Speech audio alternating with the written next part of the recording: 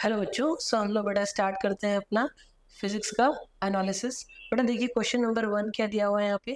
Question number 1 कह रहा है a short electric dipole has a dipole moment of 16 into 10 to the power minus 19 cm.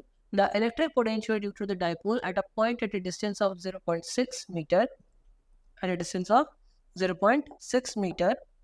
and from center of the dipole situated on a line making an angle of 60 degree, है ना, with the dipole axis. So बेटा यहाँ पे क्या निकालना है आपको? यहाँ पे आपको निकालना है पोटेंशियल। तो क्या हो जाएगा? V equals to K B cos theta divided by R to the power 2। ठीक है बेटा, के हमको पता है 9 इंटू 10 टू द पावर क्या होता है? 9 होता है। ठीक है, P that is the dipole moment 16 into 10 to the power minus 9, 16 into 10 to the power minus 9. Okay and multiplied by बेटा cos 60 डिग्री आप रखोगे ना, cos 60 डिग्री के वैल्यू क्या हो जाती है बेटा? हाफ हो जाती है। So 1/2 divided by 0.6 metre. So 0.6 metre का क्या आएगा बेटा? होल स्क्वायर आएगा। इसको बेटा सॉल्व करो। ठीक है, ठीक है, इसको सॉल्व करते देखो 2 8 से 16। सो इसको आप सॉल्व करेंगे ना तो 200 वोल्ट आंसर आ जाएगा। ठीक है, विच इज ऑप्शन दिल्ली। चलिए वेरी गुड, अगला देखते हैं। ठीक है, सो बेटा अगला क्वेश्चन देखते हैं हम लोग। Question number 2, a series LCR circuit is connected to an AC source when L is removed. Inductor को अगर रिमूव करते हैं तो phase difference between current and voltage is π/3। ठीक है बेटा, now if instead of C if instead C is removed, अगर inductor की जगह कैपेसिटर को रिमूव कर दे तो बेटा फेज डिफरेंस तब भी क्या रहता है? π/3 बिटवीन करंट एंड वोल्टेज। तो पावर फैक्टर क्या होगा ये हमको निकालना है। ठीक है बेटा, पावर फैक्टर क्या होगा? देखिए पावर फैक्टर मतलब cos फाई की वैल्यू पूछ रहे हैं हमसे, वो होती क्या है वैसे? Z/R होती है। ठीक है, अच्छा tan phi 1 क्या हो जाएगा बेटा? tan phi 1 हमारे पास में आ जाएगा XC/R। ठीक है, क्या हो जाएगा? XC/R। और एंगल हमें पता है tan π/3 क्या हो जाएगा? XC/R। ये पहला इक्वेशन, ये पहला कंडीशन है। ठीक है ना, पहले हटा दिया तो क्या बचा? XC बचा, तो XC/R। अभी सेकंड कंडीशन में क्या देगा बेटा? कि tan phi 2 is equals to, बेटा इस बार हम क्या हटा रहे हैं? हम C हटा दे रहे हैं ना, इस वजह से क्या बचेगा? XL बचेगा। सो XL/R। ठीक है, सो tan π/3, क्योंकि फिर से इसके बाद हटाने के बाद भी क्या आ रहा है? फेज डिफरेंस π/3, तो ये हो जाएगा XL/R। ठीक है बेटा, आपके पास देखिए दो इक्वेशन बन गई है और दोनों का वैल्यू क्या है? tan π/3 आ रहा है। तो फ्रॉम 1 and 2 दोनों क्या है? बराबर है। सो XC/R किसके बराबर होगा बोलो? XL/R के बराबर। R से R चला के XC की वैल्यू क्या हो गई? XL के बराबर आ गई। ठीक है, XC की वैल्यू क्या आ गई? XL के बराबर आ गई। ठीक है बेटा, तो Z क्या होता है?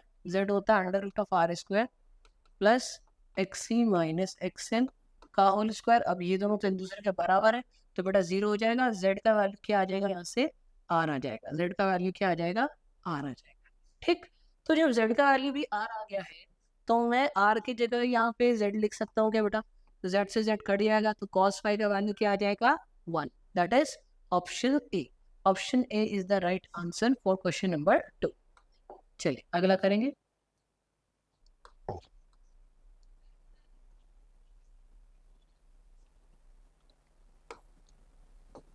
ठीक है, सो अगला क्वेश्चन देखिए आप। क्वेश्चन नंबर 3 है। क्वेश्चन नंबर 3 है light of frequency 1.5 times the threshold frequency. मतलब जो भी इसकी फ्रीक्वेंसी है वो क्या है? 1.5 टाइम्स थ्रेशोल्ड फ्रीक्वेंसी। ठीक है, थ्रेशोल्ड फ्रीक्वेंसी। ठीक, अब आगे कहता है what will be the photo electric current if the frequency is half and the intensity is doubled. ठीक है, तो बेटा ये क्या होगा? फ्रीक्वेंसी डबल सेकंड टाइम में फ्रीक्वेंसी इज हाफ एंड क्या करते हैं इसको? Double, intensity is double. ठीक है, तो ये जो सेकंड वाला है ये, ठीक है, this one is less than threshold frequency, right? ऐसा होगा क्या बेटा? ठीक है, यही कंडीशन मिल रहा है क्या? तो आप देखो थ्रेशोल्ड फ्रीक्वेंसी से ये फ्रीक्वेंसी हमारा सेकंड कम आ रही है, इसका मतलब क्या होगा? करंट फ्लो नहीं होगा। इस वजह से क्या आंसर आ रहा है बेटा इसका 0, ठीक है, 0 is the right answer. Fourth है कि स्ट्रेस का dimensional formula, very easy question, बहुत ही आसान है। स्ट्रेस का वही डायमेंशनल फॉर्मूला होता है जो कि प्रेशर का होता है, ठीक है। और एक बार कर लेते हैं, फोर्स बटे एरिया, है ना। फोर्स क्या होता है बेटा, mlt minus 2 divided by L two the power, L से एक एल चला गया तो क्या होगा, ml माइनस 1 t माइनस 2 आ जाएगा। इसको देख लो आप कौन सा वाला लिख रहा है, पिंग बॉम्ब पे, ठीक है। बहुत इजी क्वेश्चन बेटा, ये 4 नंबर तो आपने डेफिनेटली चुरा लिए होंगे। उसके बाद में करेंगे क्वेश्चन नंबर 5, ठीक है। 5th क्वेश्चन जो है उसमें क्या होगा कि हमको दिया है एन इलेक्ट्रॉन इज एक्सेलरेटेड। देखो बेटा, इलेक्ट्रॉन जब भी एक्सेलरेट कर रहा है, कुछ भी पोटेंशियल डिफरेंस वगैरह देखे तो हमें एक फॉर्मूला बहुत प्यारा सा याद है, लैम्डा इक्वल्स टू 12.27, है ना। ये एंगस्ट्रॉम वाला बता रहा हूँ, कौन सा वाला, एंगस्ट्रॉम वाला, अपॉन √v, ठीक है। एक नैनोमीटर वाला भी आता है, आप कोई एक याद कर लो बस, काम हो जाएगा, ठीक है। सो बेटा लैम्डा की वैल्यू दी हुई है क्या, देखो नैनोमीटर में दी हुई है ना, 1.227 into 10 to the power -2 nanometre. So -2 और फिर नैनो का -9, ठीक है बेटा, है ना। अब ये इतना आप देखिए ध्यान से, है ना, ये दिख रहा होगा आपको। देखो अब क्या करना है कि 12.27 multiplied by 10 to the power -10 divided by √v is equal to, तो एक काम कर सकते हैं ना हम लोग, देखो 9 2 11 तो ही हो गया, ठीक है, 9 2 11 हो गया, 9 2 11 हो गया, इसको भी 12 बना लेते हैं। तो क्या करेंगे, एक 10 का मल्टीप्लाई करेंगे और एक 10 का डिवाइड करेंगे, तो ये हो जाएगा 12, है ना, ये क्या हो जाएगा 12। और बस इसको सॉल्व करो आप, देखो ये वाला पार्ट तो चला गया, है ना, बट ये क्या बचेगा, √v इज इक्वल्स टू, है ना, नीचे, सो 10 टू द पावर 2 बचेगा बेटा, और फिर इसको स्क्वायर करोगे तो 10 टू द पावर 4 वोल्ट आ जाएगा, 10 to the power 4 volt, Bombay आ जाएगा, बॉम्बे। सो बेटा क्वेश्चन नंबर 6 देखिए, the capacitance of a parallel plate capacitor with air as medium is 6 microfarad, ठीक है। सो यहाँ पे हम लोग जो है सी एयर ले लेंगे, ठीक है बेटा, कितना है 6 माइक्रोफैराड है। और आगे ये कहते हैं हमसे, with the introduction of dielectric medium the capacitance becomes 30 microfarad, मतलब कि मीडियम के साथ में कितना हो गया, 30 माइक्रोफैराड हो गया। Now the permittivity of the medium is, ठीक, तो देखिए कितना तो हमको दिया हुआ है, ठीक है, एप्सिलॉन नॉट की वैल्यू भी हमको क्या करी बेटा, दे दिया। तो सीएम क्या होगा बेटा, K times of C times of air होता है ना। तो आप पहले के कैलकुलेट कर लेते हैं, तो C M divided by C air is equals to, C M की वैल्यू क्या है 30/6, कितना आ गया बेटा 5। तो के की वैल्यू क्या आ गई सर, 5 आ गई, है ना। लेकिन हमको यहाँ नहीं रुकना, आगे करना, आगे क्या होता है कि एप्सिलॉन में के की वैल्यू क्या होती है, epsilon M divided by epsilon naught, ये होती है, ठीक है बेटा, ठीक। तो एप्सिलॉन एम की वैल्यू क्या हो जाएगी, के टाइम्स ऑफ एप्सिलॉन नॉट हो जाएगी। तो एप्सिलॉन एम की वैल्यू क्या हो जाएगी, के की वैल्यू क्या है बेटा 5 है, 5 टाइम्स, अच्छा एप्सिलॉन नॉट की वैल्यू वहाँ पे भी दिखेगी और आपको पता भी होगी 8.85, है ना, इंटू 10 टू द पावर क्या होती है अपनी -12। इसको सॉल्व कर लोगे आप बेटा तो 0.44 10 टू द पावर -10 दिख जाए आपको, that is option A, right. चलिए क्वेश्चन नंबर 7 करेंगे हम लोग बेटा, क्वेश्चन नंबर 7 की तरफ बढ़ते हुए, the solids which have negative temperature coefficient of resistance R, ठीक है। तो बेटा एक सेमीकंडक्टर होता है और ये क्या होता है, इंसुलेटर होता है, ठीक है। इसका बेटा आंसर क्या है, ऑप्शन बी। एक बढ़िया सा क्वेश्चन जो है यहाँ पे आपको दिख रहा होगा, सो एक बार मैं पढ़ देता हूँ question. A voltmeter of resistance 1000 ohm is connected across a resistance of 500 ohm in the given circuit. What will be the reading of the voltmeter? चलिए यहाँ पे हम थोड़ा सा ड्रॉ कर लें इसको,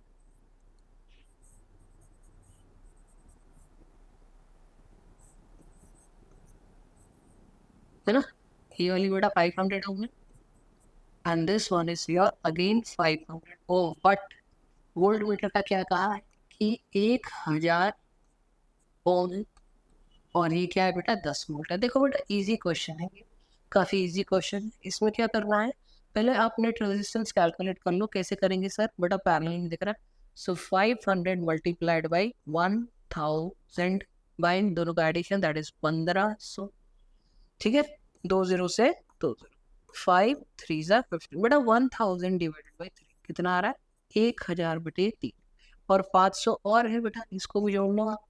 1000 डिवाइडेड बाई 3 प्लस 500 है ना, 3 5 से 15 हो जाएगा क्या, तो 1000 प्लस 1500/3 तो ये हो जाएगा 2500/3।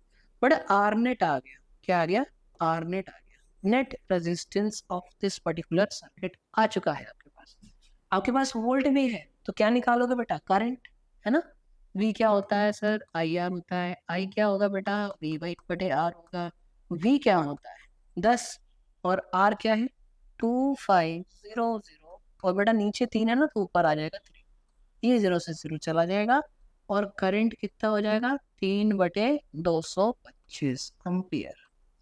अब क्योंकि हमने इतना निकाल लिया है तो आगे की प्रक्रिया क्या होगी बेटा, यहाँ से यहाँ तक कुछ वोल्टेज होगा, V2 मान लेते हैं। यहाँ से यहाँ तक कुछ वोल्टेज होगा V1 और आप मानो या ना मानो, मानना ही पड़ेगा कि V1 प्लस V2 ही 10 है बेटा, है ना। V1 प्लस V2 ही क्या है 10। भाई 10 वोल्टेज इसको और इसको मिला के ही तो बन रहा है। ठीक है, अगर ऐसा हो रहा है तो हम क्या कर सकते हैं, देखो V1 निकालने में थोड़ा I1 I2 दो करंट हो सकते हैं लेकिन यहाँ तो एक ही है, तो V2 निकालना हमारे लिए ज़्यादा ईजी होगा। तो V2 क्या हो जाएगा IR, I कौन सा, वही जो नेट करंट है, और रेजिस्टेंस कौन सा वाला 500 वाला बेटा।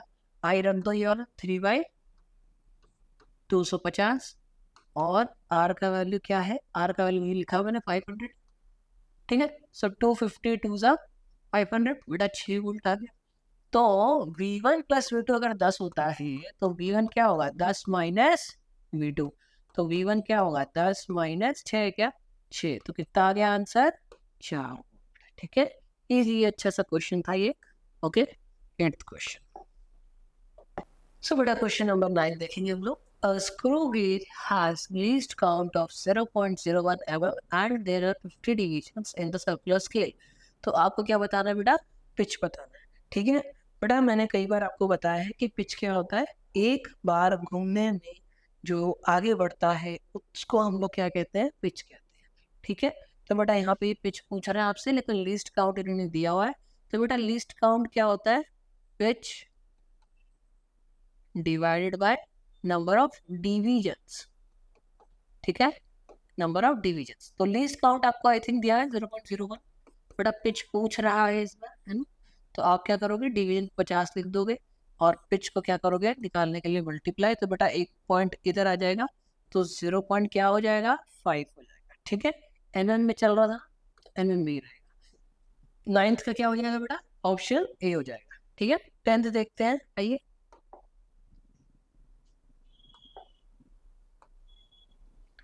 सो 10th क्वेश्चन देखिए बेटा, अच्छा सा क्वेश्चन है। Phase difference between displacement and acceleration of a particle in simple harmonic motion. ठीक है, सो सिंपल हार्मोनिक मोशन में बेटा एक्स क्या होता है, ए साइन ओमेगा टी, है ना, रैंडम ऐसे ही ले लेते हैं। तो इसको अगर मुझे वेलोसिटी पे तो एक बार डिफरेंशिएट होगा तो ए ओमेगा और फिर cos omega T, I think यही होता है बेटा। और एक बार और डिफरेंशिएट करोगे आप तो ए तो ठीक है, ओमेगा भी बेटा क्या होगा स्क्वायर, बट कॉस क्या होता है माइनस साइन और फिर ओमेगा टी। ठीक, तो एक्सेलरेशन को आप क्या कर सकते हो, ए ओमेगा स्क्वायर, है ना, और साइन के तो अंदर चला जाता है ये, तो क्या हो जाता है साइन माइनस ओमेगा टी। ठीक, अब आप यहाँ देखो बेटा कि इसके हिसाब से तो ये थीटा है, इसके हिसाब से ये क्या है माइनस थीटा है, राइट। इसका मतलब पहले क्या था, अगर मान लीजिए एक ऐसा था थीटा, तो अब ये क्या हो जाएगा नेगेटिव में थीटा हो जाएगा, इस तरीके से हो जाएगा। ठीक है, या फिर आप बोल सकते हो कि एक वेक्टर अगर सीधा था तो ये वेक्टर कैसा हो जाएगा, उल्टा हो जाएगा। तो बेटा क्या हो जाता है, पाई का डिफरेंस आ जाता है, क्या आ जाता है, पाई का डिफरेंस आ जाता है। चलिए अगला क्वेश्चन।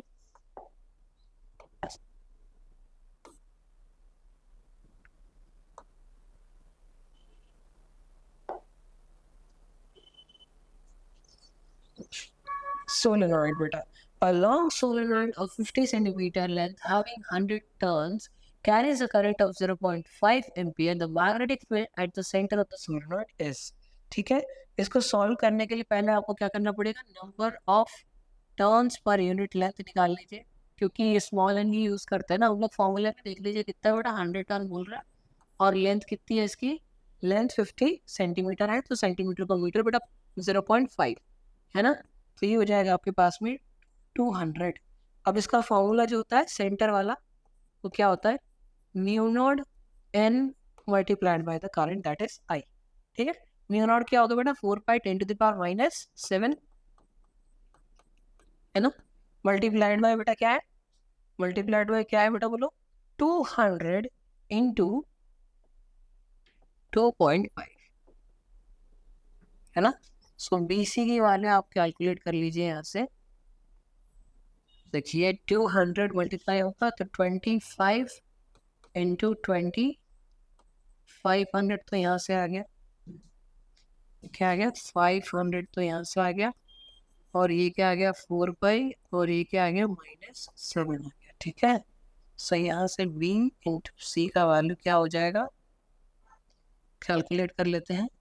22/7 लिख लो ना, पाई को तो 22/7 लिखा जा सकता है। So 4 into 22 divided by 7 10 to the power -7 ये हो जाएगा। ठीक ठीक, सो अब क्या कर सकते हैं, मल्टीप्लिकेशन करना है बेसिकली हम 500 इंटू 88 बिकॉज दिस इज 88, सो बेटा 8 5 40 एंड देन 8 5 40 44, और यहाँ पे क्या होगा 2 0 लग जाएगी। ठीक है बेटा, so now it will be 44000 divided by 7 into 10 to the power -7, right? ठीक है बेटा, तो अब लास्ट स्टेप क्या हो जाएगा, देखो 6 से कट रहा है, ठीक है ना, समथिंग अबाउट 6, तो इसको हम लोग क्या करेंगे 44 यहाँ पे लिख के 7 7 6 42 2.0 7 7 3 27 7 2 40, ठीक है 40। तो यहाँ पे आप क्या कर सकते हो कि 3 0 को इसके साथ कर लीजिए, और ये हो जाएगा 6.2 समथिंग, और 3 zeros -4 है ना, मैग्नेटिक फील्ड टेस्ला में आएगा बेटा 6.2 समथिंग, हाँ 8 दिया हुआ है, और क्या है -4 है, तो D ऑप्शन दिख रहा है मुझे कि C ऑप्शन है, देख लीजिए 6.28 का जो है, अच्छा ठीक है ठीक है ठीक है बेटा, C आंसर है, जो D वाला जो है इसको ना चेंज करा दूंगा, दोनों से हो सकते हैं।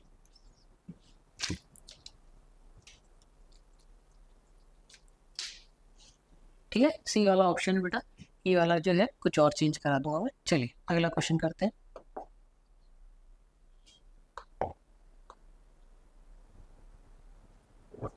ओके, सो इजी क्वेश्चन आया बेटा, question number 12, a ball is thrown vertically down with a velocity of, कितनी वेलोसिटी से, तो 20 मीटर पर सेकंड। ठीक, अब ये यहाँ पे आके हिट हुआ, ओके, और इसकी वेलोसिटी जब इसने हिट करी तो कितनी है बेटा 80 मीटर पर सेकेंड, क्या है 80 मीटर पर सेकेंड है, h हाइट है कुछ रैंडम, ओके। नाउ अगर जी का वैल्यू 10 है तो ये हाइट कितनी है बेटा, इजी क्वेश्चन, इक्वेशन का थर्ड इक्वेशन ऑफ मोशन लगाइए आप, डायरेक्ट आंसर आ जाएगा, v² - u² 2gh है ना, डी ये होगा, तो यहाँ पे h निकालना है तो क्या हो जाएगा v² - u² 2g, फाइनल क्या है 80 का स्क्वायर माइनस किसका स्क्वायर बेटा 20 का स्क्वायर, 2g का वैल्यू 10, बट इसको आप सॉल्व करेंगे ना तो आपकी वैल्यू कितनी आ जाएगी, आपकी वैल्यू आ जाएगी 300 मीटर्स, इसको आप प्लस माइनस कर लेना, 300 मीटर आपको क्या मिल जाएगा answer.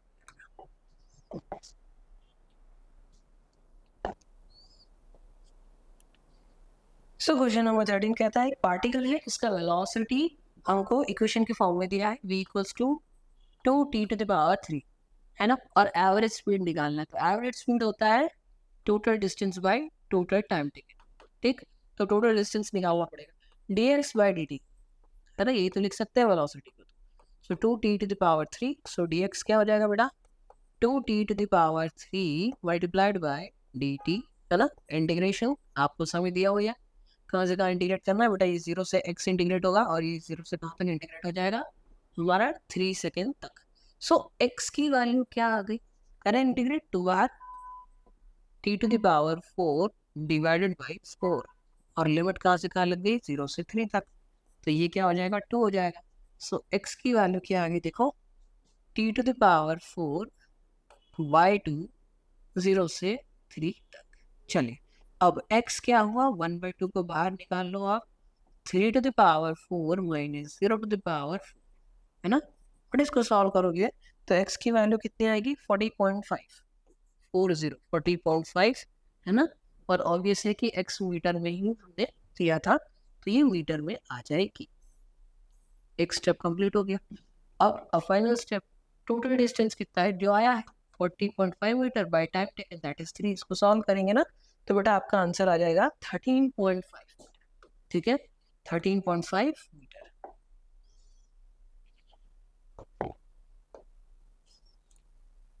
Wester's law, IV for an interface should be, बेटा कहाँ से कहाँ तक होना चाहिए, 45 से 90 डिग्री के बीच में ही होना चाहिए।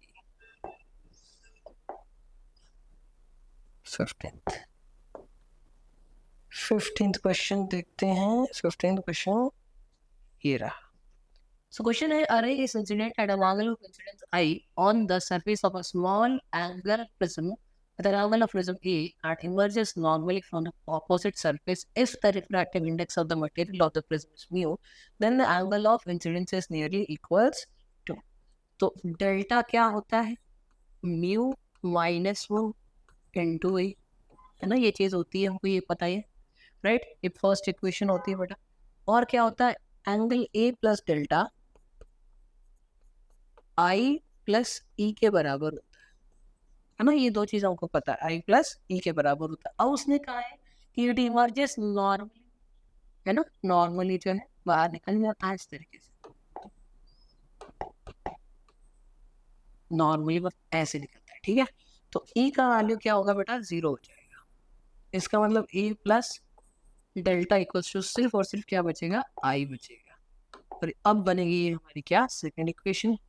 ओके, हमको क्या निकालना है बेटा, हमको निकालना है एंगल ऑफ इंसिडेंस, राइट। तो यहाँ से आप एक काम करो कि डेल्टा निकालो, यहाँ से क्या करोगे आप, डेल्टा निकालो। सो डेल्टा क्या हो जाएगा बेटा, आई माइनस ए।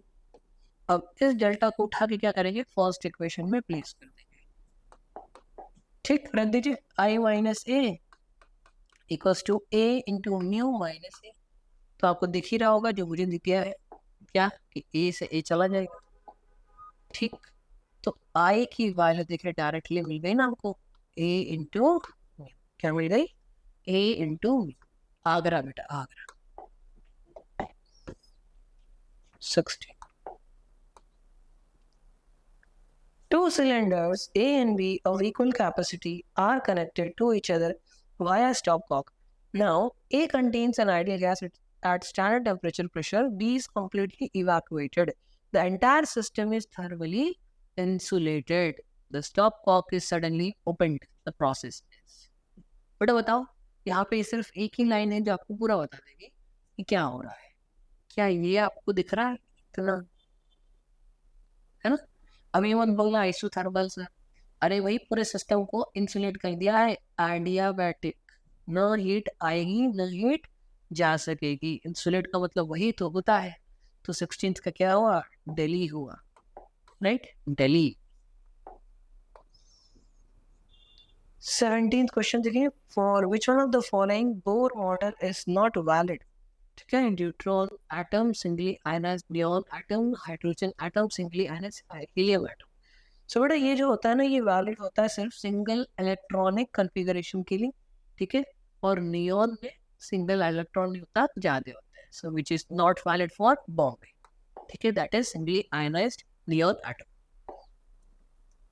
18th, इसको सॉल्व करना पड़ेगा, ये तो कई बार किया हमने, है ना, क्लास में भी किया, एक बार फिर आइए मेरे साथ, आप लोग देखिए कैसे सॉल्व करना। बेटा tension T obviously away from normal, और 6 ये है, 4 अवे फ्रॉम द ब्लॉक। बेटा ये क्या है, 6 है, ये 4 है, कहाँ जाएगा, इस तरफ जाएगा ए से। सो एक ब्लॉक को पकड़ो, पूरा सॉल्व करूँगा आज मैं आपके लिए। बेटा टेंशन टी ऊपर लगेगा और नीचे क्या लगेगा, mg, तो क्या लगेगा 6g, तो फाइनली जाएगा कहाँ, नीचे। तो बड़ा कौन सा, 6g minus T equals to 6 into A, पहली इक्वेशन ये बनेगी, है ना बेटा, पहली इक्वेशन ये बनेगी। अब दूसरा वाला ब्लॉक देखो, 4 kg वाला, 4 kg वाले ब्लॉक के साथ क्या होगा बेटा, ऊपर जाएगा, टेंशन वैसे ऊपर लगेगा, और नीचे क्या आ जाएगा 4g, और जाएगा भी कहाँ, ऊपर, क्योंकि एक ही थ्रेड है, एक ही रोप है, राइट। तो एक्सेलरेशन क्या होगा, सेम होगा, ऊपर जा रहा है तो ऊपर बड़ा है ना, तो t minus 4g equals to 4 into A. बेटा बस इन दोनों को आप ऐड कर दो, बस इतना कर दो, ठीक है। सो टेंशन से टेंशन चला जाएगा, 4g minus 6g minus 4g कितना हो जाएगा 2g, ठीक है। 10 ए के बराबर, और 2 कितना हो जाएगा बेटा 5 के बराबर। सो एक्सेलरेशन क्या होगा, g बटे 5, कितना हो जाएगा, g बटे 5 हो जाएगा। वेरी वेरी इजी इजी बेटा, ए हो गया इसका आंसर, क्या हो गया, Agra. 19th question. In a certain region of space with volume 0.2 meter cube, the electric potential is found to be 5 volt throughout. ये जो लाइन है ना बड़ी इंपॉर्टेंट है। The electric potential is found to be 5 volt throughout. तो हमें निकालना क्या है, इलेक्ट्रिक फील्ड। देखो एक फॉर्मूला होता है, क्या फॉर्मूला होता है, electric field equals to minus dv by dr, है ना। कंफ्यूज मत हो ना, dv में ये जो v है ये पोटेंशियल है, ठीक है, वॉल्यूम वाला ऑब्वियसली नहीं। सुनो, अब यहाँ पे क्या लिखा है कि the electric potential is found to be 5 volt throughout. Throughout का मतलब होता है कि पोटेंशियल क्या है, कांस्टेंट है, चेंज नहीं हो रहा थ्रू आउट। इसका मतलब बेटा आपको पता है ना, कांस्टेंट का डिफरेंशिएशन क्या होता है, 0 होता है। तो इसका मतलब होता है कि इलेक्ट्रिक फील्ड क्या आ गया हमारे पास में, इलेक्ट्रिक फील्ड आ गई 0, क्योंकि चेंज तो हो ही नहीं रहा, चेंज नहीं हो रहा तो क्या होगा, 0 होगा बेटा, है। इलेक्ट्रिक फील्ड क्या हो गया, 0 हो गया, ठीक है। बहुत ही अच्छा क्वेश्चन पेपर बना है। आइए 20 देखते हैं।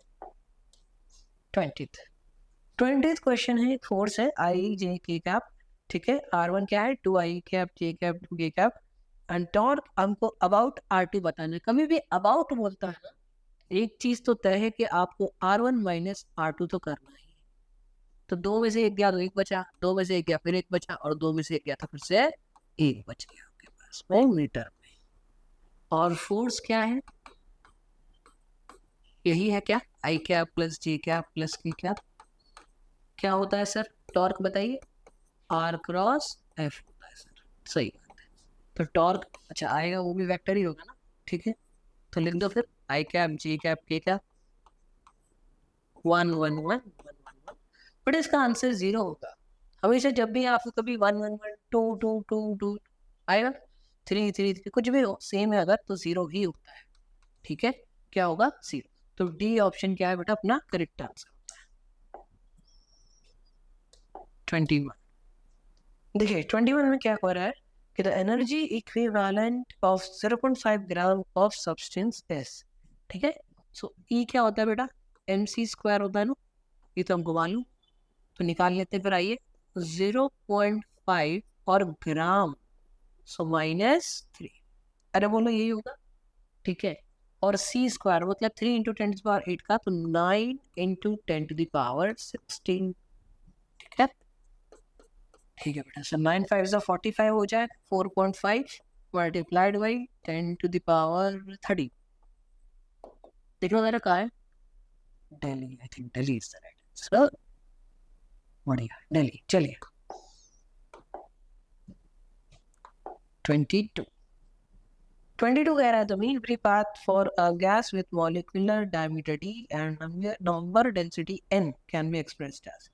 वैसे ये बेटा ये KTG में हम लोग पढ़ाते हैं, जो डेरिवेशन होता है ना उसमें आता है, ठीक है। मीन फ्री पाथ जो होता है वो इक्वल्स टू होता है हमारा KT divided by √2 n pi dm², ठीक है। और अगर आपको KT हटा दें तो फिर प्रोपोर्शनल टाइप में आ जाएगा √2 n पाई d², राइट। देखना मेरे कौन सा वाला बेटा, √n पाई d² ही वाला है, दिल्ली, ठीक है, दिल्ली करेक्ट।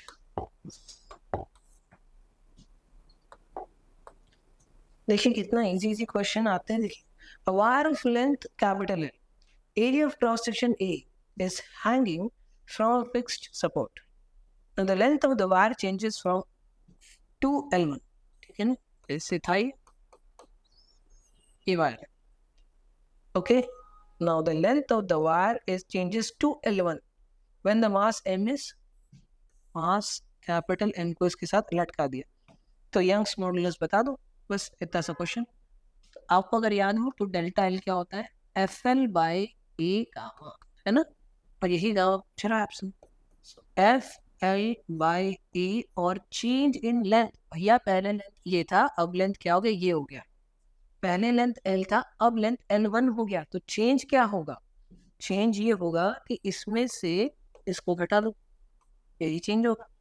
बस ये जो अगर समझ गया तो उसका डायरेक्ट करेक्ट आंसर उसका आ जाएगा. यही आंसर है बेटा, यही आंसर है. Right, I think option B दिख रहा है मुझे, mg L by A L1 minus correct है ना. 23rd का क्या है, बॉम्बे. 24th कहता है कि स्पेरिकल कंडक्टर है जिसका रेडियस 10 सेंटीमीटर है, चार्ज 3.2 10⁻⁷ है, यूनिफॉर्मली डिस्ट्रीब्यूटेड है, magnitude of electric field at a distance of 15 centimetre from the centre. जब भी ऐसा क्वेश्चन आ जाता है ना, इलेक्ट्रिक फील्ड जो है वो रेडियस कितना था 10 और पूछ का रहा है 15, और हाँ यूनिफॉर्मली डिस्ट्रीब्यूटेड, ये सबसे इम्पोर्टेंट है. तब आप इसको क्या कर सकते हो, पॉइंट चार्ज ले सकते हो. क्या ले सकते हो, पॉइंट चार्ज ले सकते हो. ठीक है, क्या क्या कंडीशन है कि भाई बाहर पूछ रहा हो, अंदर नहीं बाहर. और यहाँ पे क्या कहा कि यूनिफॉर्मली डिस्ट्रीब्यूटेड है, नॉन यूनिफॉर्म लेगा तो नहीं कर पाओगे. तो जैसे ही आपने इसको पॉइंट चार्ज लिया, अब क्या हो गया, ये हो गया क्यू, और डिस्टेंस क्या है 15 सेंटीमीटर. यहाँ पे क्या निकालना है, इलेक्ट्रिक फील्ड. तो ई क्या होता है, के क्यू बाय आर स्क्वायर. बेटा के का वैल्यू आई थिंक आपको पता है, क्यू का वैल्यू इन्होंने खुद दे दिया. 15 सेंटीमीटर क्या करोगे, 15/100 कर दोगे और उसका स्क्वायर कर दो. ठीक, आंसर आ जाएगा आपका डी ऑप्शन आ जाएगा. ठीक है, 1.28 10⁵ न्यूटन पर कूलम है ना. इलेक्ट्रिक फील्ड इज फोर्स पर कूलम होता है. चलिए 24 के बाद में क्या करेंगे, 25th करेंगे. Now the energy required to break one bond in DNA is 10⁻⁻20 joule. तो यही चीज इलेक्ट्रोवोल्ट में आप कैसे उसको शो करोगे, इजी हो गया क्या, है ना. 10⁻⁻20 कह रहा है, इलेक्ट्रोवोल्ट मतलब क्या, 1 इलेक्ट्रोवोल्ट क्या होता है, 1.6 10⁻⁻19 होता है. तो 19 ऊपर जाएगा तो बेटा 10⁻⁻1 बचेगा ना, -1 बचा, और यहाँ क्या है 1.6 है. सो इसको आप 1 डिवाइडेड बाई, इसको ऐसे कर सकते हो ना, 1/1.6 इंटू 1/10. इसको सॉल्व करिए तो आंसर आ जाएगा 0.06. क्या आ जाएगा, 0.06.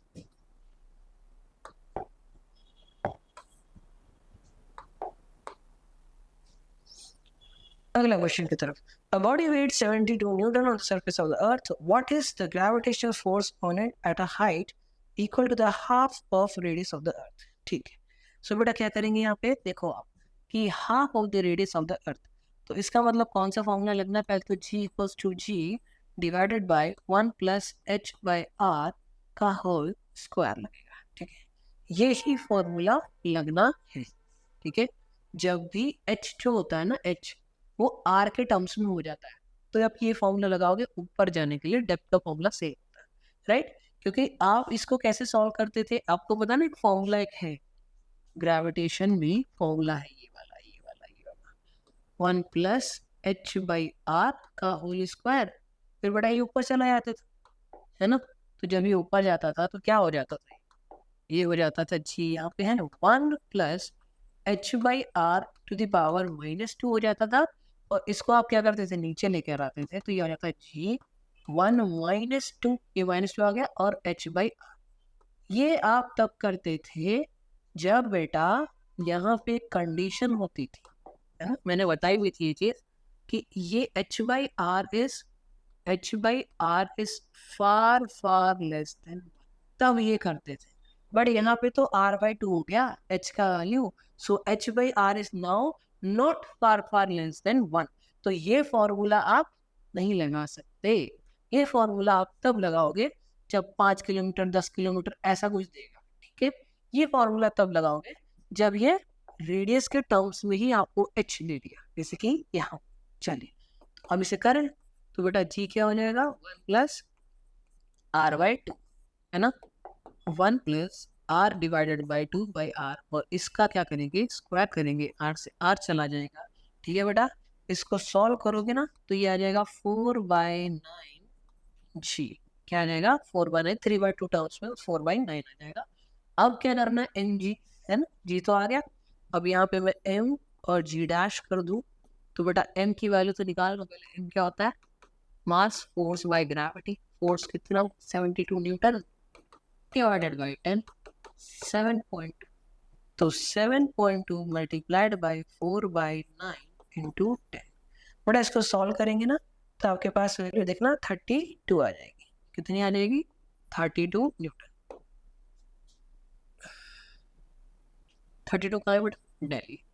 आई होप बेटा आपने समझे होंगे। देखिए ग्रेविटेशन के एक दो क्वेश्चन तो दिख जाते हैं, और ये लगाना तो सीख ही जाना कि जब बहुत ही ज्यादा हाइट कम हो, आर के कंपैरेटिव नहीं हो, तब आप क्या करोगे ये वाला फॉर्मूला लगाओगे। और अगर ये एच जो है r/2 r/3 क्योंकि r/4 तब भी आप ये यूज कर सकते हो ये वाला फॉर्मूला। चलिए आई होप आपको समझ में अब तक आ गया होगा। 27th क्वेश्चन, ठीक है, लॉजिक गेट। ठीक है करिए भाई इसको। देखो बेटा 0 0, देखो पहला वाला क्या होता है 0 0 0 0 0 फिर 0 1 ऐसा होता है, तो बस फिर रन दो 0 0। अगर मैंने यहाँ 0 दिया या और यहाँ 0 दिया तो ये क्या बन जाएगा 1 1, और ये क्या है नॉर गेट, मतलब a प्लस बी का बार। तो बेटा 1 इसमें गया और +1 मतलब 1 1 का बार 0, तो 0 0 0 और 0 0 0 करेक्ट, ये और ये दोनों तो गलत हो गए, है ना, तो वो तो गए। अब बाकी अगले स्टेप में देखते हैं हम लोग, अगले स्टेप में देखते हैं। अब क्या देंगे देखो एरा 0 1 है ना, 0 1 दे देते हैं, तो 0 यहाँ दे दिया 1, बड़ा 0 क्या हो जाएगा 1 1 का क्या हो जाएगा 0। अब 0 + 1 दैट इज 1, 1 का बार फिर से क्या हो गया 0, ठीक है, बट यहाँ तो 1 आ गया और यहाँ क्या आ गया 0, तो ये करेक्ट, और बाकी तो दो वैसे ही कट चुके थे। तो क्या आ गया बेटा Chennai is the right answer to this question. ठीक है बेटा 28 दे दी। अब 28 देखते हैं। The modulus Young's double slit experiment, if the separation between the coherent sources is halved, ठीक है, and the distance between the screen from the coherent sources is doubled, then the fringe width will be, ठीक है। so बेटा fringe width होती क्या है normally beta equals to lambda capital D by small d, ठीक है, यही होती है। सो बी डैश क्या बोल रहा है उसे, लैम्डा को तो कुछ किया नहीं इसने, लेकिन डबल कर दिया था डिस्टेंस को और हाफ कर दिया था स्लिट के बीच में डिफरेंस को, तो बेटा ये हो जाएगा 4 times lambda capital D by small D, है ना। आप देख सकते हो कि ये वैल्यू दोनों सेम, इसका मतलब बी डैश की वैल्यू क्या है 4 टाइम्स ऑफ बीटा की डैश की वैल्यू क्या है 4 times of beta, 4 times Agra, है ना बेटा, 4 टाइम्स क्या हो गया आगरा आंसर आ गया। चलिए अब 29 एक अच्छा क्वेश्चन, 29 आपको सोचने पर। सो बेटा क्वेश्चन नंबर 29 देखिए, कैपिलरी ट्यूब है, इसका रेडियस r है, ठीक है, हाइट h तक इमर्ज अगर करते हैं पानी में तो हाइट h तक अचीव कर लेता है, मास क्या है बेटा 5 ग्राम। अनदर कैपिलरी ट्यूब है, उसका रेडियस क्या है 2r है, इमर्ज इन वाटर, तो the mass of the water that will rises, so हमको H2 बेसिकली निकालना है। सो आप देखिए बेटा R1 H1 क्या हो जाता है हमको R2 H2 के बराबर होता है, यहाँ है R यहाँ है H, ये है 2R और ये क्या है H2, तो R से बेटा R जब चला जाएगा ना तो H2 की वैल्यू क्या आ जाएगी H/2 मिल जाएगी, क्या मिल जाएगी H/2 मिल जाएगी, ठीक। अब उसने कहा है कि मास 5 ग्राम है, ठीक है बेटा, मास क्या होता है, मास होता है हमारे पास में ये 5 दिया हुआ है, डेंसिटी इंटू वॉल्यूम, तो पाई r स्क्वायर इंटू h, है ना, पाई r स्क्वायर क्या हो गया एरिया, h से मल्टीप्लाई कर दिया हाइट, इसकी वैल्यू 5 होती है। तो हमको अगर दूसरे का निकालना है तो डेंसिटी तो बेटा वही रहेगा क्योंकि लिक्विड तो सेम है, पाई 2r square multiplied by h/2, यही तो मास है ना, m2 है ये, तो m2 की वैल्यू में देखो डेंसिटी, ठीक है, सेम पाई मल्टीप्लाई बेटा 2 to the 4 R square into H by 2. So 2 से 2 कट जाएगा तो m2 की वैल्यू क्या आ जाएगी बेटा, देखो 2 है ना, 2 बाहर निकाल दो, पाई रो पाई आर स्क्वायर एच. ठीक, अब ये जो वैल्यू है ये आपको दिख रही है क्या, इसकी वैल्यू हमको पता है 5. तो 5 है बेटा कितने से मल्टीप्लाई कर देंगे, 2 से. तो कितना हो जाएगा आंसर, 10. ठीक है, 10 ग्राम आंसर आ जाएगा. 30th बड़ा क्वेश्चन नंबर 30 कह रहा है कि एक सिलेंडर है हमारे पास में, हाइड्रोजन गैस उसके अंदर भरी है, प्रेशर है 249 किलो पास्कल और टेम्परेचर है 27 डिग्री सेल्सियस. ठीक है, इसकी डेंसिटी हमें बतानी है. अगर आर की वैल्यू 8.3 जूल्स पर मोल पर केल्विन है. ठीक है, तो इसका एक फॉर्मूला होता है P into M equals to rho R in T. ठीक है, तो रो की वैल्यू क्या हो जाएगी बेटा, P into M divided by R T. ठीक है, P की वैल्यू देखो 249 किलो माइनस 3 डिवाइड, राइट. अब देखिए यहाँ पे M जो है, M हाइड्रोजन है ना, हाइड्रोजन, तो उसका M क्या होगा 2 into 10 to the power minus 3 kgs. ठीक है, और R की वैल्यू बेटा 8.3 दी है, 287 डिग्री सेल्सियस का मतलब 300 केल्विन होता है. इसको बेटा आप सॉल्व करोगे ना तो आपका आंसर आ जाएगा 0.2. डेंसिटी है दैट्स वाई केजी पर मीटर क्यूब में आंसर आ जाएगा. सो ये है अपना डी दिल्ली. 31 है कि iron rod of susceptibility 599 is subjected to magnetizing field of 1200. The permeability of the material of the rod is. ठीक है, सो म्यू क्या होता है आपके पास में, म्यू नॉट 1 प्लस एक्स. ठीक है, एक्स सी तो गलत हो गया, X M, right. So now mu is equals to 4 pi into 10 to the power minus 7 1 plus 599. तो 600 बस तो उसको मल्टीप्लाई करिए आप, म्यू की वैल्यू क्या आ जाएगी बेटा 2.4 pi okay into 10 to the power minus. ठीक, कौन सा वाला ऑप्शन दिख रहा है बेटा, -4 चेन्नई. ठीक है, Chennai is the right answer. 32 बेटा क्वेश्चन नंबर 32 में देखिए टॉर्क निकालना है, फोर्स क्या दिया हुआ है आपको, ये पॉइंट नहीं होगा, 3J N और R वेक्टर आपको क्या दिया है 2K कैप और M. ठीक, सो आपको पता ही होगा टॉर्क जो इस तरीके से निकाला जाता है कि I कैप यहाँ होता है, J कैप यहाँ होता है और K कैप यहाँ होता है. ठीक है ना, इस तरीके से घूमता है. और टॉर्क निकालते कैसे हैं, R क्रॉस F करते हैं. क्या करते हैं, R क्रॉस F करते हैं. अब देखिए यहाँ पे बेटा क्या है 2K cap cross 3J cap. तो 2 3 जा 6 तो हम कर ही सकते हैं, कोई दिक्कत नहीं है उसमें. 2 3 जा 6 हम कर ही सकते हैं, but K cap cross G cap ये है मेन चीज. अब आप देखिए कि K से अगर J की तरफ जाओगे तो I आएगा, लेकिन क्योंकि हम उल्टे गए इस वजह से क्या होगा माइनस I आएगा. क्या आएगा, माइनस I आएगा. तो 32 का क्या आंसर बेटा, आगरा. 33 ठीक है, 33 में कह रहा है average thermal energy for a mole atomic gas is. तो बेटा ये मोल एटॉमिक 3/2 केवीटी है ना, 3/2 केवीटी डायरेक्टली आ जाएगा, राइट. चलिए 34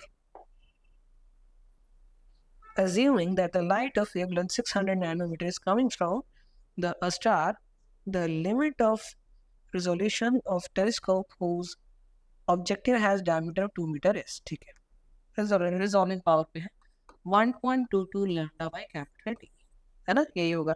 वैल्यू पुट करिए बेटा, आंसर मिल जाएगा आपको. 1.22 वैसा ही रहेगा, लैम्डा का वैल्यू देखिए नैनोमीटर में दिया तो 600 10 to the power minus 9 divide करो डी का वैल्यू 2. इसको सॉल्व करो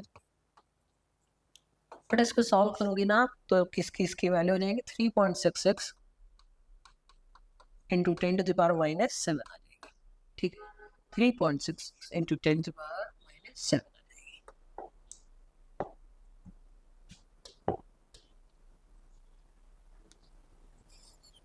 Light with average flux of 20 watt per centimeter square falls on a non-reflecting surface, normal incidence having surface area 20 centimeter square.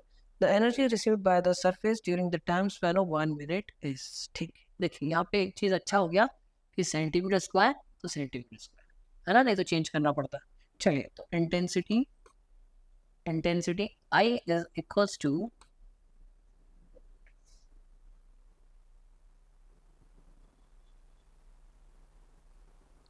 Question में दिया है आपको दैट लाइट इसका average flux है 20 सेंटीमीटर स्क्वायर। ठीक है, सो बेटा फ्लक्स दैट इज आई, इस फ्लक्स को आई से रिप्रेजेंट कर रहे हैं हम लोग, it is equals to E by A T. E by A T आपको क्या निकालना है, ई निकालना है, ठीक है, जूल्स में ऑब्वियसली। सो आई इंटू ए इंटू टी। ठीक, तो ई क्या हो जाएगा बेटा, आई का वैल्यू 20 दिया है क्या, एरिया भी 20 दिया है क्या, और टाइम जो है वो 1 मिनट दैट इज 60 है। सो ई का वैल्यू क्या आ जाएगा बेटा, 24 into 10 to the power minus 10 to the power 3 और जूल्स। ठीक है, ये जे है बेटा, ये जे है, जी जूल्स। ठीक है, देखो देखो देखो A option.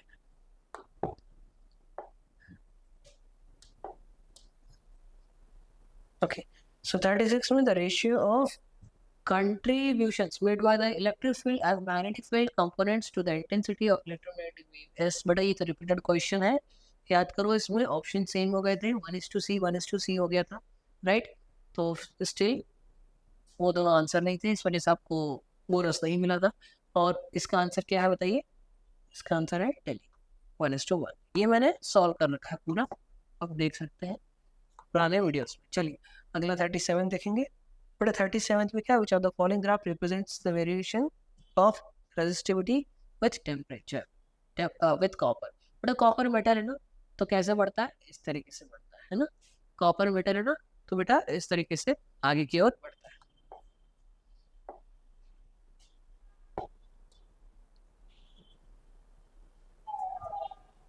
The quantities of heat required to raise the temperature of two solid copper pairs of radii R1 and R2, जहाँ पे R1 is to R2 1.5 R2 है और 1 केल्विन का टेम्परेचर हम लोग बढ़ा रहे हैं। ठीक है, तो Q क्या होता है, MS डेल्टा T होता है। ठीक है, सो बेटा ये जो मास होता है ना, इसको डेंसिटी के टर्म्स में अगर लिखूँ तो वॉल्यूम और रेडियस क्या आ जाता है, R to the power 3 आ जाता है। सो हीट क्या होगा, proportional to R to the power 3। ठीक है, सॉलिड कह रहे हैं ना, तो सॉलिड का रेडियस क्या है, R है। अब क्या कर सकते हो आप कि Q1 by Q2 is equals to R1 Q divided by R2 Q, ये कर सकते हो आप। और R1 Q1 by Q2 is equals to, R1 का वैल्यू बेटा क्या है, R ही है ना, R ही है, और ये क्या है, R2 का वैल्यू 1.5 R2 आ जाएगा। ठीक है, सो यहाँ पे 1.5 R आ जाएगा, होल क्यूब हो जाएगा, इसको काट दो आप, 10/5 2/3। ठीक है, सही जा रहा है, क्या आ जाएगा 2/3 का होल पावर क्या हो जाएगा क्यूब, तो ये हो जाएगा 8/27। क्या हो जाएगा 8/27। R1 is equals to 1.5 R2 है। ठीक है ठीक है ठीक है, थोड़ा सा करेक्शन है, R1 जो है ना किसके बराबर है, 1.5 R2 के। सो 1.5 R2 का इसका होल क्यूब और यहाँ R2 का होल क्यूब। ठीक है बेटा, सो अब क्या होगा, Q1 by Q2 is equals to 15/10। R2 से तो R2 चला गया बेटा का क्यूब, तो ये हो जाएगा 5 3 5 2 अब सही। Q1 by Q2 की वैल्यू क्या आ जाएगी, 27/8। ये करेक्ट आंसर है, 27/8 है ना। तो ये basically equal to R1 is equals to 1.5 R2 38। फिर हम 39 करते हैं।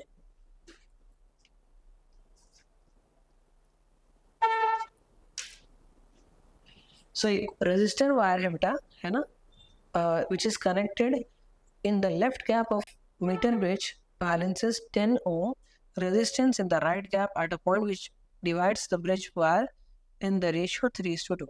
If the length of the resistance wire is 1.5 meter, then the length of 1 ohm resistance wire is। ठीक है, so basically ये क्या कह रहा है आपसे, तो ये हमसे क्या कह रहा है कि इस तरीके से मीटर वायर है ना, मीटर ब्रिज है, और 3:2 है ना, यहाँ पे R है और इसको आप 10 मान सकते हो, 10 O दिया हुआ है। So, R/S is equals to 3/2। R/S किसके बराबर होगा? 3/2 के। तो R अगर आपको निकालना है तो R कैसे निकालोगे? 3/2 इंटू S, 3/2। S का वैल्यू क्या है बेटा? 10 है क्या? 10 रख दो, 2 5 10, 15 O आंसर आ गया। कितना है बेटा? 15 O आंसर आ गया। अब देखो क्वेश्चन में पूछ क्या रहा है हमसे कि is the length of the resistance is 1.5 metre then the length of 1 ohm resistance wire be. So 15 ohm क्या है? ठीक है, 15 ओम को हमें क्या करना है? देखो 1.5 मीटर में 15 ओम है, हमें क्या चाहिए? 1 ओम के लिए चाहिए, है ना। तो इसको आप कैलकुलेट करेंगे तो ये कितना आ जाएगा? 0.1 मीटर, ठीक है, 0.1 मीटर। तो 0.1 है, उसको आप 0.1 को इधर लेकर आओ, है ना। एल की वैल्यू क्या हो जाएगी? 0.1 है बेटा, 10 से मल्टीप्लाई कर दो, 10 से डिवाइड कर दो, तो एल का वैल्यू क्या हो जाएगा? 1 into 10⁻⁻1, 1 into 10⁻⁻1 metre daily. 40th देख लीजिए, क्वेश्चन नंबर 40 में कह रहा है the increase in the width of depletion region in a P junction diode is. बेटा रिवर्स बाइस में ही होता है। पी जंक्शन हमको पता है कि अगर फॉरवर्ड बाइस है तो डिप्लीशन रीजन क्या होती है? छोटी होती है, और अगर रिवर्स बाइस होती है तो ही क्या होती है? डिप्लीशन रीजन बड़ी होती है। ठीक है, ये वाला इजी क्वेश्चन था। और 41 देखेंगे हम लोग। 41 है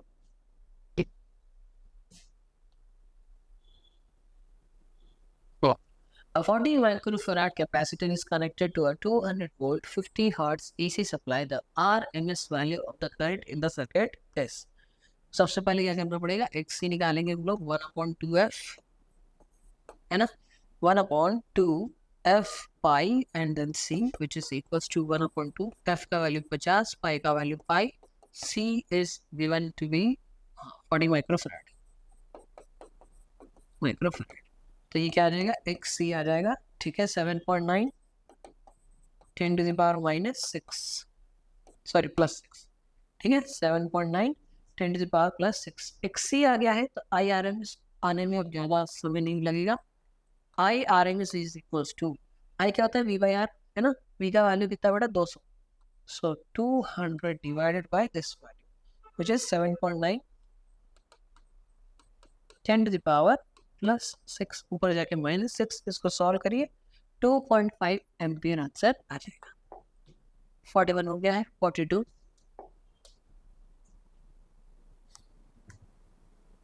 taking into account of significant figures, what is the value of 9.99 minus 0.0099 metre? But इसको सॉल्व आप कर सकते हो, आपकी वैल्यू भी आ जाएगी। तो एक ना रूल होता है हमारे सिग्निफिकेंट फिगर्स का कि जो minimum number of significant figures है ना, उसको कंसिडर करते हैं जब प्लस माइनस करते हैं ना, इस तरीके से। तो आप इसको सॉल्व करोगे ना, आपको मिनिमम 3 दिख रहा है, हाँ, पॉइंट के बाद 2, उसके पहले 1। सो 9.98 मीटर जो होगा ना, वो आपका आंसर आ जाएगा। देखो इसमें भी 3, इसमें भी 3, राइट। तो कहाँ गया? ऑप्शन नंबर डी आंसर आ जाएगा।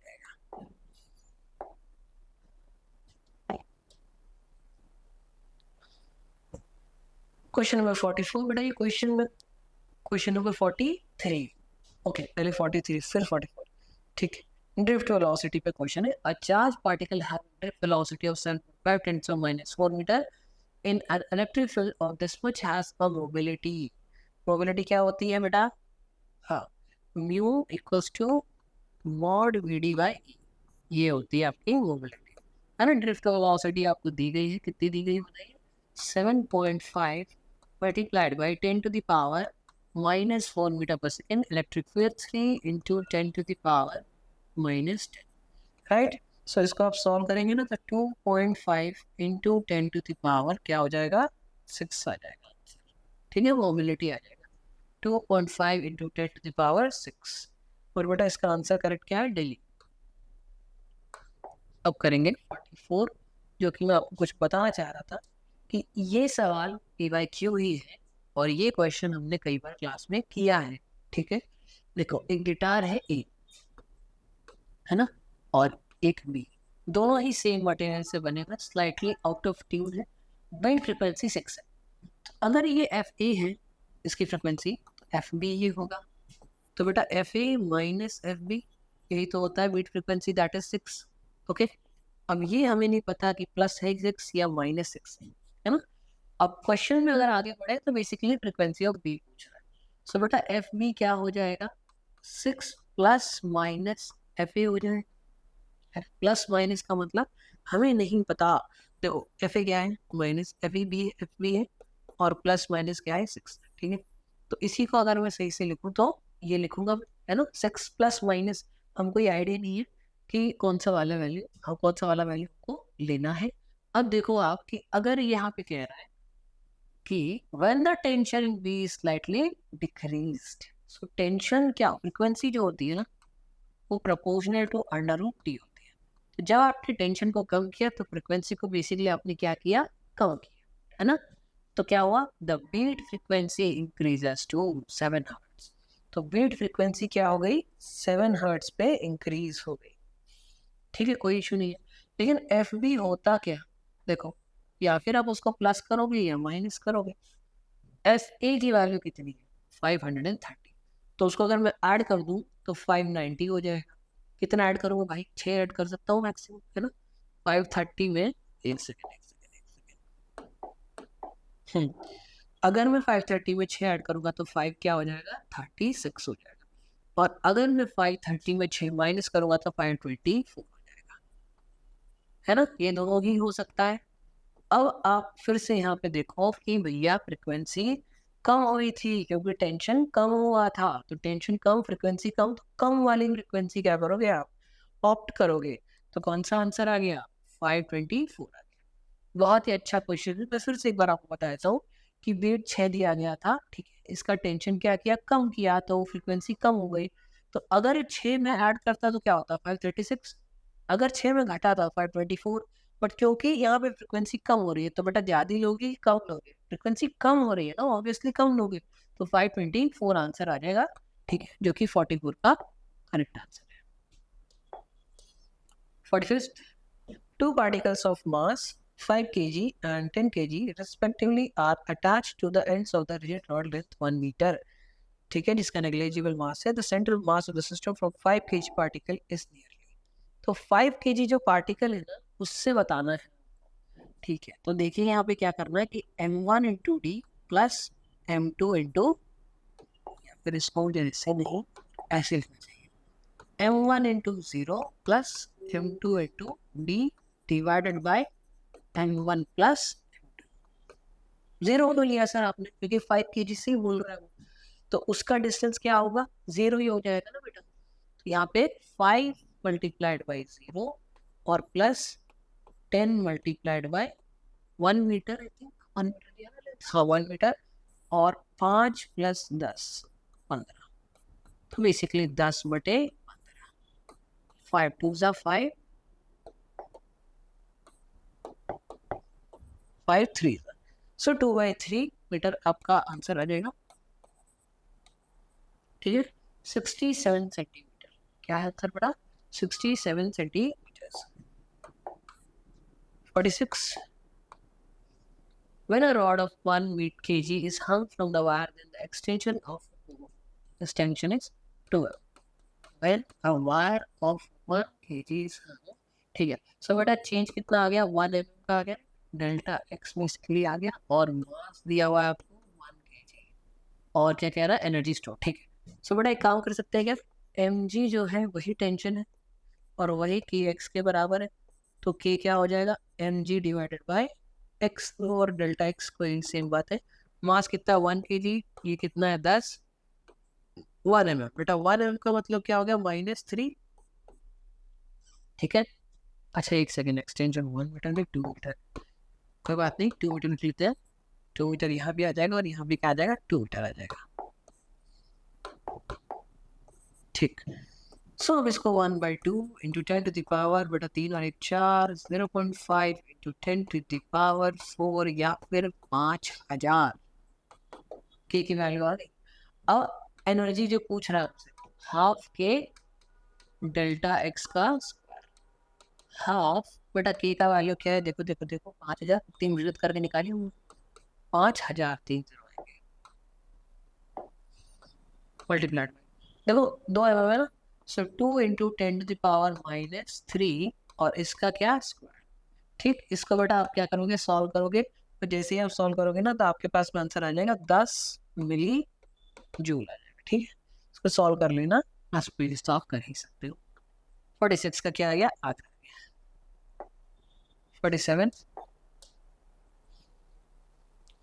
बेटा 47 में देखिए एक रिपीटेड क्वेश्चन जैसा दिख रहा है मुझे कि इसमें एक सर्किट हमको दिया हुआ है और पूछ रहा है कि 30 माइक्रोफैराड में कितना चार्ज स्टोर होगा। ठीक है, सबसे पहले नेट कैपेसिटेंस निकालना पड़ेगा, 15 इंटू 30 बटे 15 प्लस 30। ठीक है, सो 15 इंटू 30 डिवाइडेड बाय योर 45 05 वो पढ़ करेक्ट 5 6 30 5 9 से पढ़ 3 3 सा and 3 5 सा एक और चलेगा 3 2 6 10 आया बेटा, आ गया 10। इन दोनों को सॉल्व करने पे 10 आया।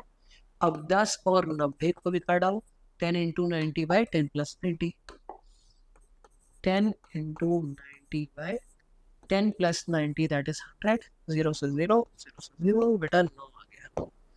तो यहाँ तक आप पहुँच गए, 9 माइक्रोफैराड तक आप पहुँच गए, नेट कैपेसिटेंस 9 आ गया। ठीक, अब आगे क्या करना है, आगे हमको निकालना है कि अगर कैपेसिटेंस 9 है, वोल्टेज ये है, तो क्यू क्या होगा बेटा, क्यू होता है सी इंटू वी होता है ना। सो क्यू क्या हो जाएगा, देखो सी का वैल्यू है ना 9 माइक्रो माइनस 6 और वोल्टेज कितना है 40 है, तो 40 लिख दो यहाँ पे, कितना है 40 है यहाँ पे, है ना। तो इसको सॉल्व करेंगे, 9 9 4 सा 36 एक हो जाएगा -5 हो जाएगा क्यू का वैल्यू। ठीक है बेटा, तो यहाँ तक आप पहुंच गए। अब देखो माइक्रोफैराड में इसको लाना है। अच्छा 1 0 मैंने इधर ले आया था ना, तो ठीक है एक काम करो ना, आंसर हमारा जैसा है वैसे ही सॉल्व करो।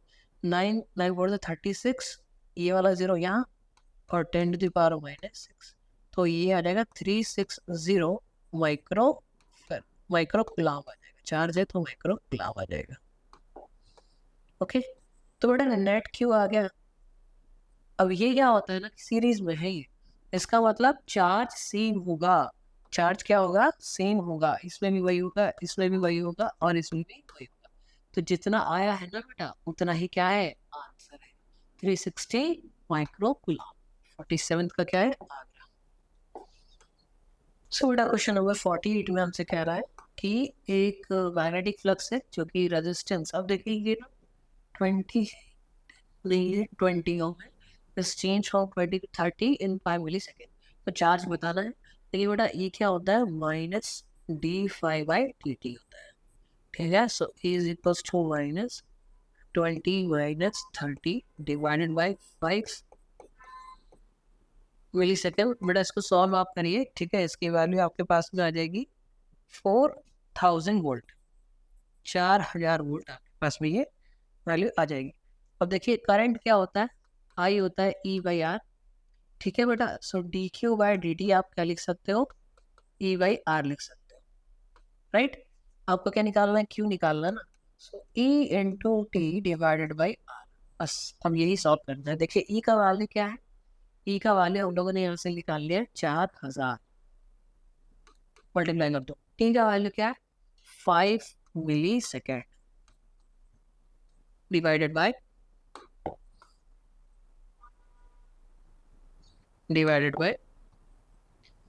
रेजिस्टेंस बेटा 20 लेना है, ठीक है ना, 20 लेना है। तो इसको सॉल्व करोगे ना तो 1 कूलम क्या आ जाएगा, आंसर आ जाएगा। 1 कूलम क्या आ जाएगा बेटा, आंसर आ जाएगा। 48 का आंसर बॉम्बे।